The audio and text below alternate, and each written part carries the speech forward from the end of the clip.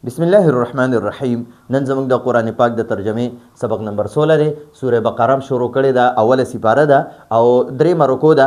نن به ان شاء الله موږ 26 نمبر او 27 نمبر آیاتونه وایو. دا دوه آیاتونه به وایو او د دې مخکې موږ دوه آیاتونه ویلي و ان کنتم فی ریب مما نزلنا او فإن لم تفعلوا ولن تفعلوا فاتقوا النار التي وقودها الناس والحجاره اعدت للكافرين. نن به ان شاء الله موږ ان الله لا يستحي ان يضرب مثلا ما بعوض. دا دوه آیاتونه وایو الذين ينقضون عهد الله. دې زه پورې اولئک هم الخاسرون پورې. نو راځي اول تلاوت کو او تلاوت نه پس به ان شاء الله لفظي ترجمه او مختصر تفسیر کو. اعوذ بالله من الشیطان الرجیم. بسم الله الرحمن الرحیم.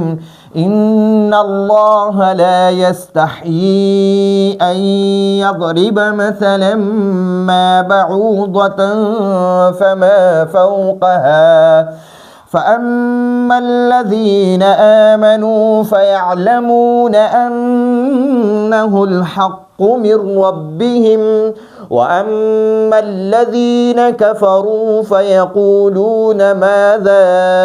أراد الله بهذا مثلا يضل به كثيرا ويهدي به كثيرا وما يضل به إلا الفاسقين. الذين ينقضون عهد الله من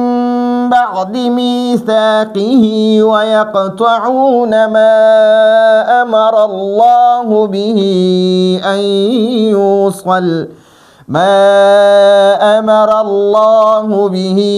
أن يوصل ويفسدون في الأرض أولئك هم الخاسرون. صدق الله العظيم. خجي ان الله لا يستحي ان يضرب مثلا ما بعوضه. د دې آیاتونو نمخ کې الله جل جلاله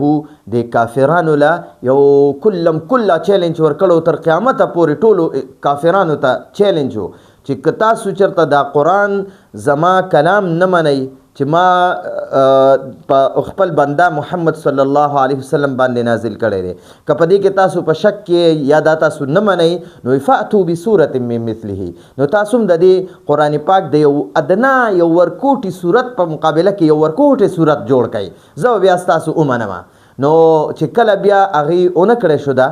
نو بیا اور د الله پاک فرمایل ګوره فإن لم تفعلوا ولن تفعلوا او تاسو هرگز تر قیامت پورې نشئ کولی. نو فتقوا النار التي وقودها الناس والحجاره. بیا دا اور نه ویریږئ، ایمان راوړئ په الله باندې چې د کم اور خشاک چې انسانان نافرمان انسانان کافران انسانان او کاڼي دي یعنی د کافرانو بوتان دي اعدت للکافرین چې دا اور د کافرانو دپاره تیار کړی شوی دی. نو کله چې دی نه ونه شو دا کار دا د صورت مقابله کې یو صورت امرا نوړو یو ورکوټه صورت به صورتن کې تنوین د تقلیل لپاره دی یعنی چې د ټولو نه ورکوټه صورت ان اعطیناک الکوثر فصل لربک وانحر ان شانئک هو الابتر. دا د قران پاک د ټولو نه ورکوټه صورت دی. نو د دې مقابله کوم چې دی یو درې آیاتونو مقابله کوم یو درې فرقې مونږ لیکلي. نو بیا ورته الله جل جلال دی بیا خپل کې الله پاک باندې یو نعوذ بالله یو الزام غونته کې لګاو چې دا الله پاک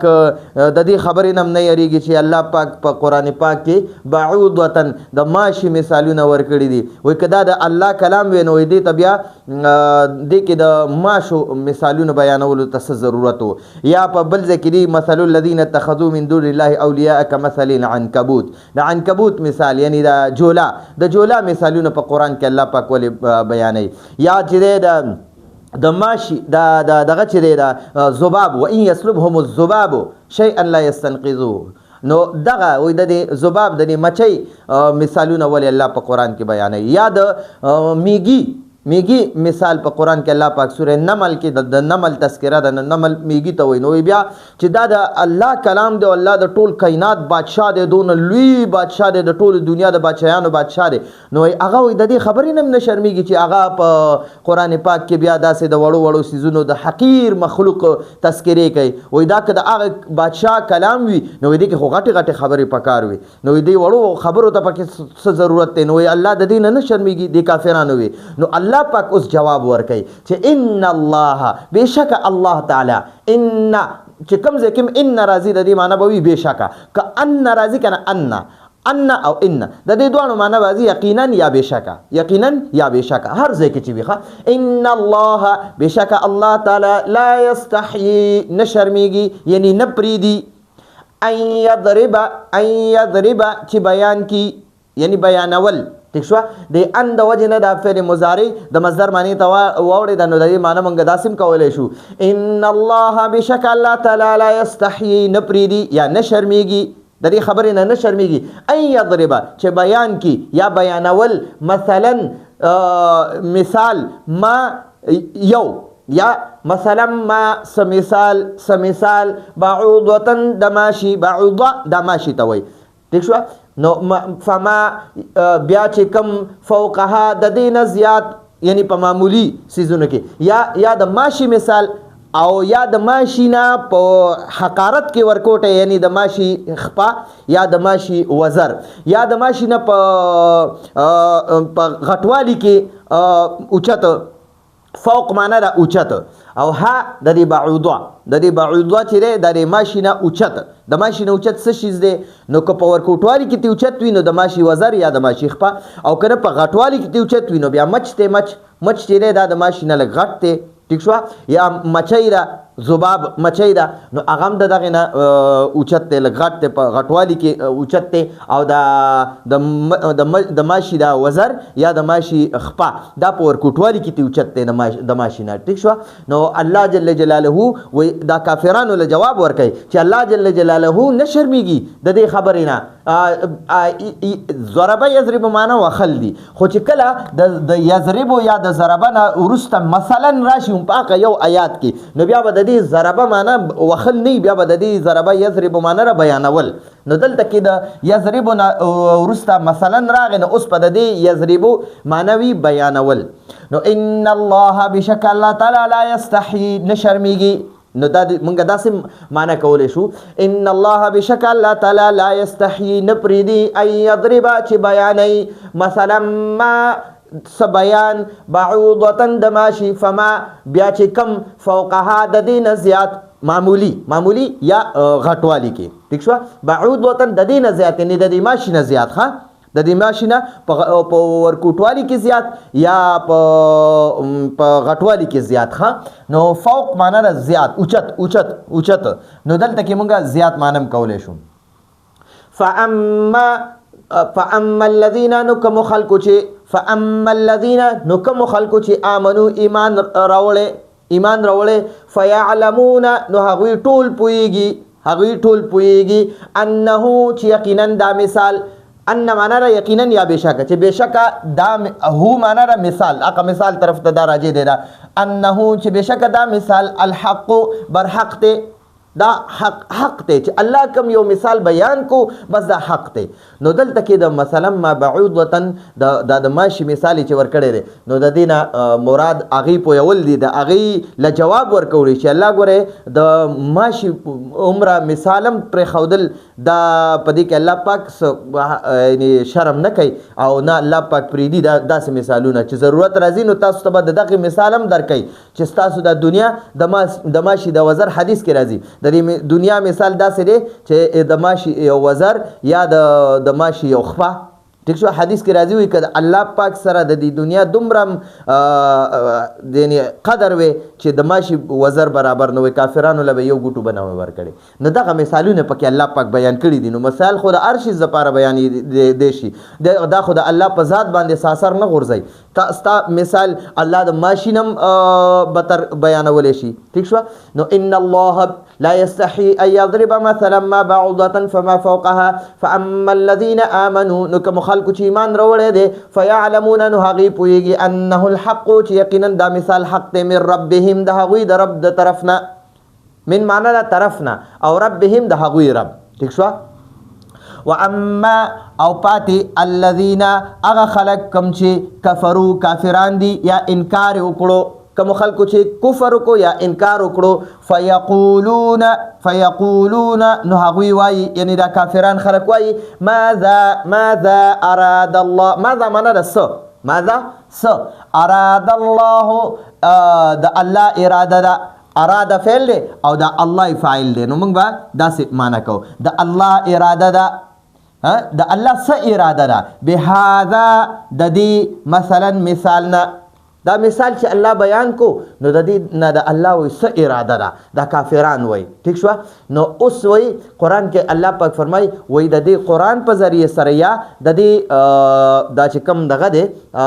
مثال الله بیان کو د دې په ذریعې کافرانو ته الله پاک کافران گمراه کوي چې هغه په دې کې شکوک او شبهات کوي او مسلمانانو ته الله پاک په دې هدایت ورکوي لاره ورته ښایي رهنمایي کوي الله پاک چې ګوره دا مثال ما درته د ماشي بیان کو نو کافران دا مسلمانان وای چې یاره بس دا حق دی بر حق دی کنه نو دا قوي واما الذين كفروا او هغه خلک کوم چې انکار وکړي یا کافران دي فيقولون نو هغه وای ماذا اراد الله د الله جل جلاله س اراده ده د الله جل جلاله س اراده ده بهذا د دې مثلا مثالنا د دې مثال بیانولو نه د الله څه اراده ده الله ته څه غواړي څه مطلب دی نو بیا مخکې وایي یضل کې هو ضمیر دی هو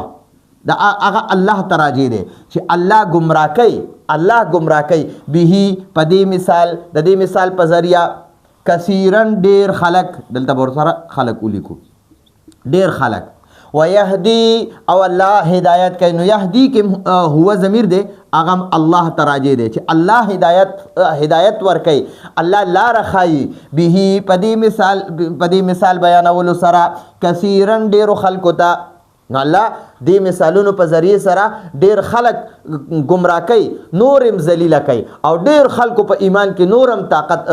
یعنی قوت راولي یا د دې معنی دا څه کوي یضل به کثیرا چې ډیر خلک الله جل جلاله د دې په وجه باندې یعنی د قرآن په وجه باندې گمراه کوي ٹھیک شو وجه سره چې څومره قرآن نازلېدو کنه نو د دې کافرانو د منافقانو بغض او کینه به نورم دومره زیاتې ده نو د دې وجه نه ویضل به د دې مثالونو په وجه باندې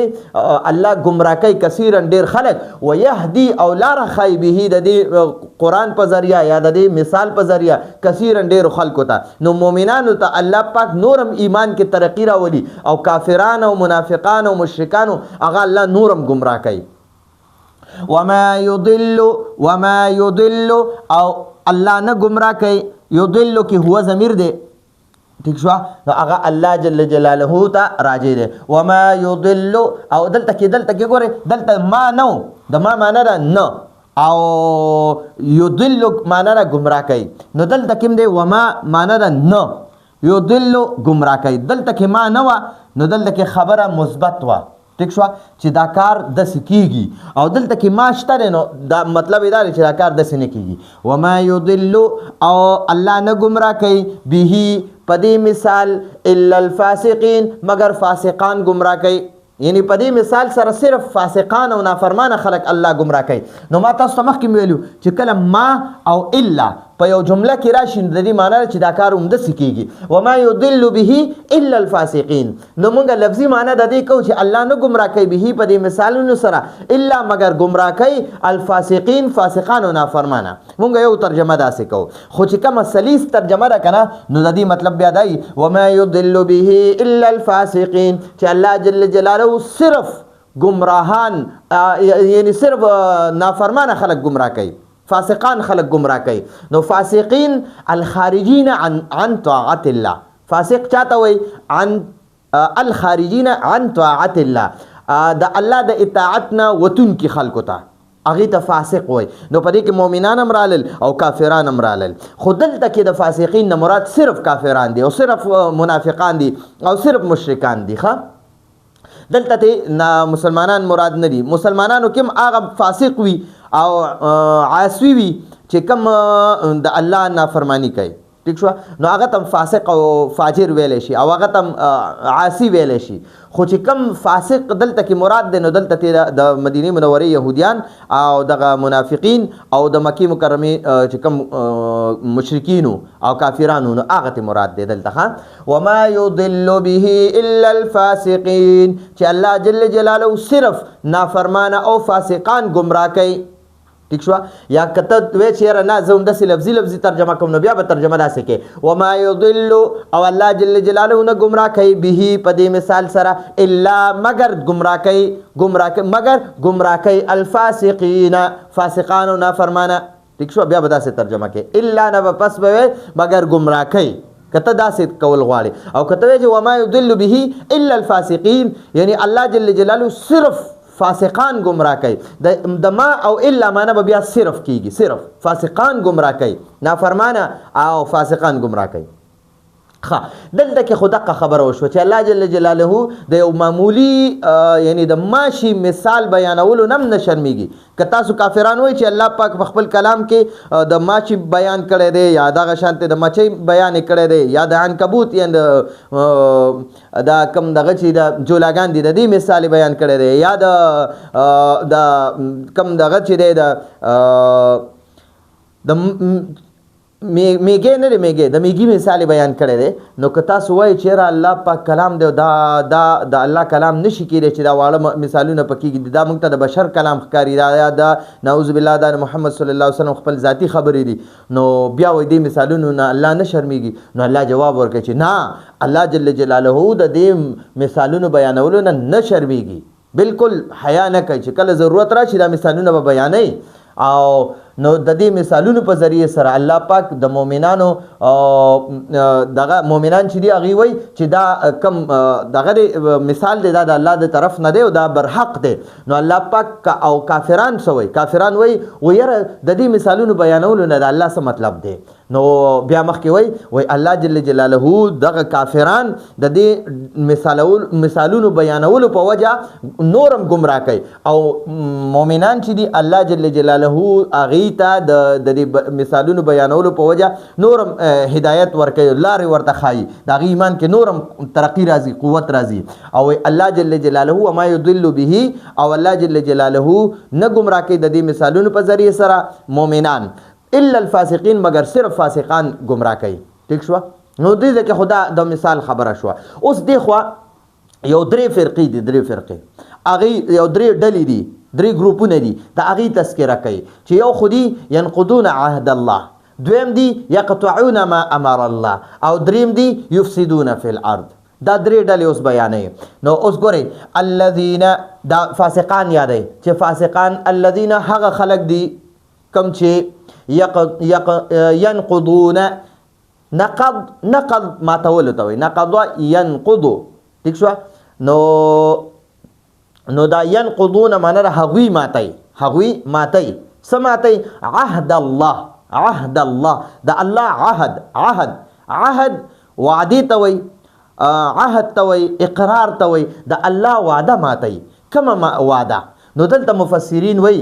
درې قسمه وعدې دي درې قسمه یو خو یهودیانو ته الله پاک په تورات کې فرمایلی و چې کله نبی آخر الزمان صلی الله علیه وسلم برازي تاسو به په هغه ایمان هم راوړئ او د هغه رسالت په تصدیق به هم کوئ او هغه له چې کوم کتاب قرآن مجید ورکوم نو تاسو به په هغې ایمان راوړئ نو یو دغه واده وه یهودیانو سره کړې وه دویمه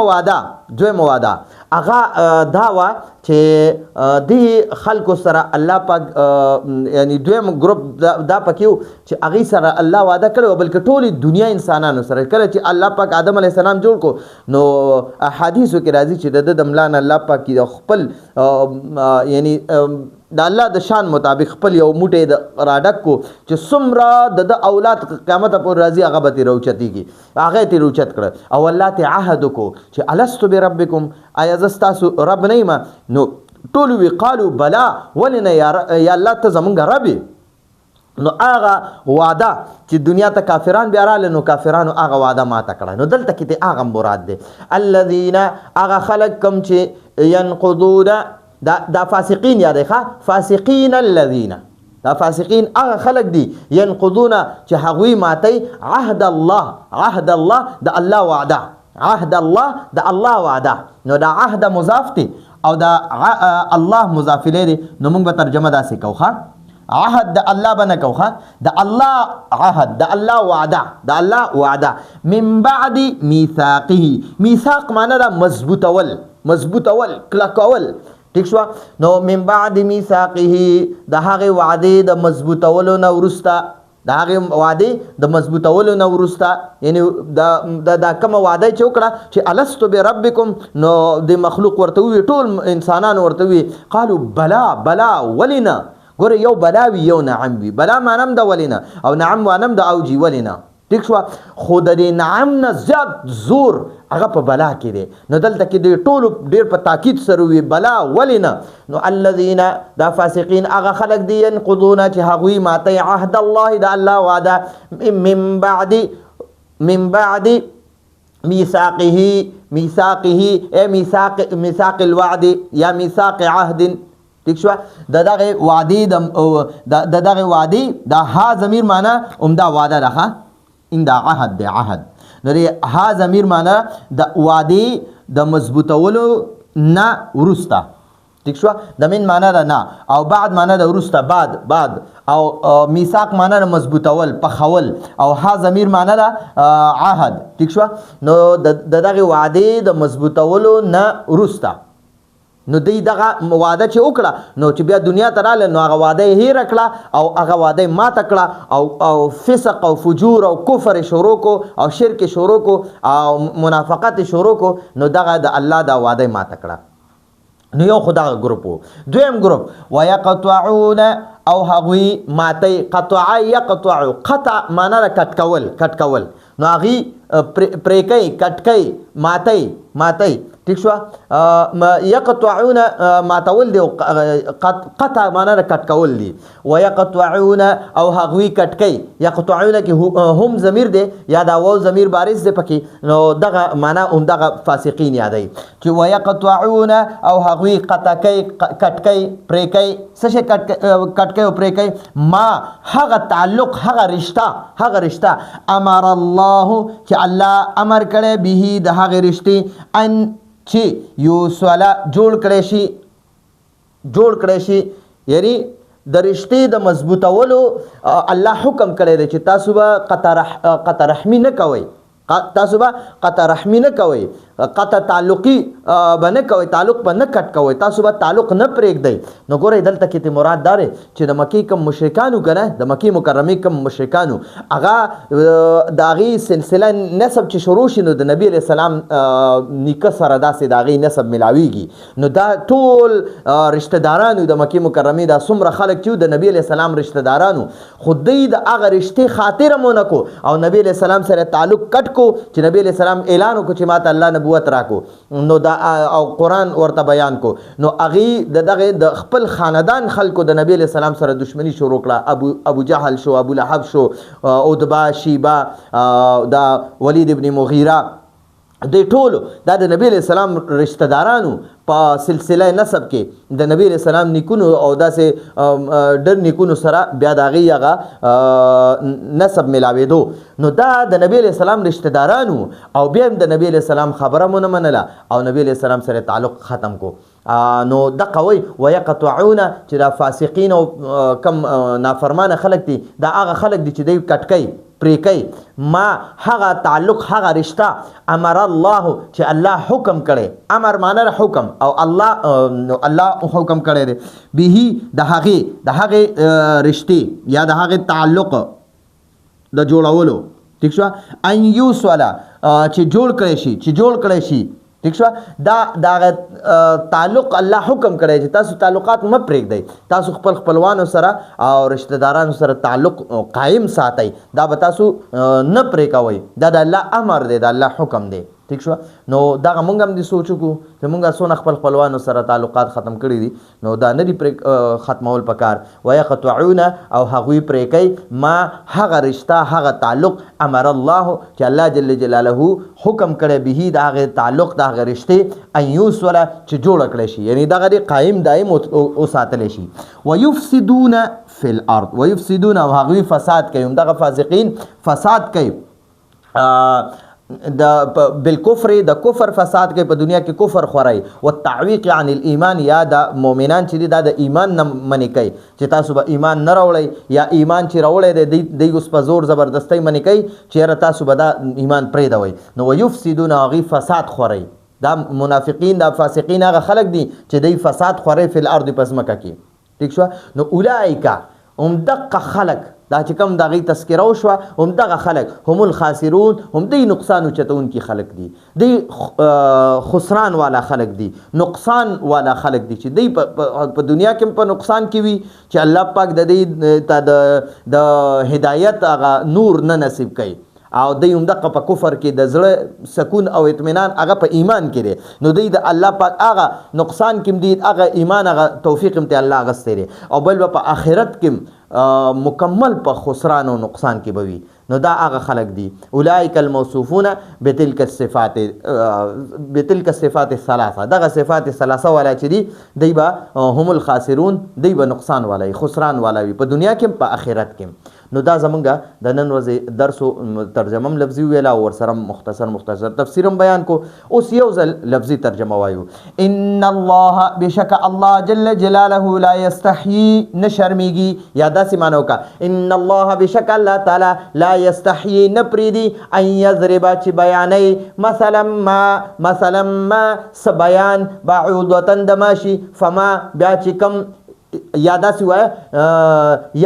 یا خو فوقها د هغې ماشینه اوچت د هغه ماشینه اوچت په حقارت کې یا په غټوالي کې فاما الذين نو کوم خلکو چې آمنو ایمان راوړی کوم خلکو چې ایمان راوړی فیعلمون نو هغوی ټول پوهیږي په دې خبره پوهیږي انه چې یقینا دا مثال یا بشک دا مثال الحق حق دی من د طرفنا ربهم د خپل رب یعنی د هغوی رب د هغوی د رب د طرفنا من ربهم د هغوی د رب د طرفنا واما الذين او پاتې هغه خلق کم چې کفرو کافران دي یا انکار وکړو کفر وکړو فیقولون نو دغه کافران او دا کفر والا خلق وایي ماذا اراد الله د الله جل جلاله س اراده ده بهذا مثلا د دې مثال بیانولونه یضل الله جل جلاله گمراه کوي به په دې مثال سره کثیرن ډیر خلق ويهدي او الله جل دغه کافران گمراه کوي ښا یضل الله جل جلاله گمراه کوي به د دې مثال په بیانولو د دې مثالونو په بیانولو کثیرن ډیر خلق یعنی دا فاسقان کافران او دی نورم گمراه کوي ويهدي او هدایت او الله جل جلاله هدایت کوي لار خای د نور او د ایمان او د هدایت لار خای به د دې مثالونو په بیانولو په ذریعہ سره کثیرن ډیرو خلکو ته وما يضل او الله نه گمراه کوي به د دې مثال په بیانولو الا مگر گمراه کوي الفاسقین فاسقان او نافرمان خلق الذين دا فاسقان نافرمان هغه خلق دي کم چې ينقضون اغوی ماته عهد الله د الله جل جلاله وعده من بعد ميثاقه د هغې د پخوالي نه وروسته یا د هغې د مضبوطولو نه وروسته ويقطعون او هغې پرې کوي هغې قطع کوي هغې کټ کوي ما هغه تعلق هغه رشته امر الله چې الله جل جلاله حکم کړی به د هغې تعلق د هغې رشتې ان یوصله چې جوړ کړی شي دغه تعلق ته جوړ کړی شي ويفسدون او هغوی فساد خوري یعنی دا منافقان دا فاسقان فساد خوري فی الارض پزمکه کې د کفر فساد د ظلم فساد د الله د نافرمانی فساد د نبی علیہ السلام سره د دشمنی فساد او د قشانته نور فسادونه د مؤمنان او صحابه هغه د ایمان نه منی کوي چې ایمان به نه راوړي او یا چې ایمان راوړي نو هغه باندې لکه د بلال رضی الله عنه په شان د قشانته د سمیه رضی الله عنها په شان یا د قشان د یاسر رضی الله عنه په شان هغه باندې بیا ډیر زیات جبر او زبردستی او وهل او ټکول ور سره کوي ظلم زیاتې پې کوي نو دغه فساد فساد خوري فی الارض پس مکه کې اولئک یعنی همدغه کسان دا چې کم فاسقان دي او د الله سره کوم وعده کړي هغه ماتي او رشتہ داری پری دي پس مکه کې فساد خوري همدغه خلق هم الخاسرون نقصان والا دي خسران والا دي خاسرون دا د خاسر جمع او خاسر دا خاسرون چې جمع مذکر سالم صيغه ده نو اولئک الموصوفون بتلك الصفات الثلاثه دا دریو صفات والا دا دریو خصلتون والا خلق هم الخاسرون عمدی نقصان والا دي خسران والا دي په دنیا کې په آخرت کې نو دا امید دې په دې وتا سو پوه شوي زمونږ د نن ورځې درسو کوشش به کوم چې راتلونکي درسونو کې تفسیر لکه ته زمونږ مختصر وي ځکه بیا انسان ځان خپل کتاب کته شي مطالعه کولی شي نو چې کم لازمی خبرې هغه به کو او نور دومره لري تفسیر پسې نه ورځو نو زمونږ د نن ورځې درسو راتلونکي درس پورې اجازه غواړو هذا هو المرام والله اعلم بحقیقة الكلام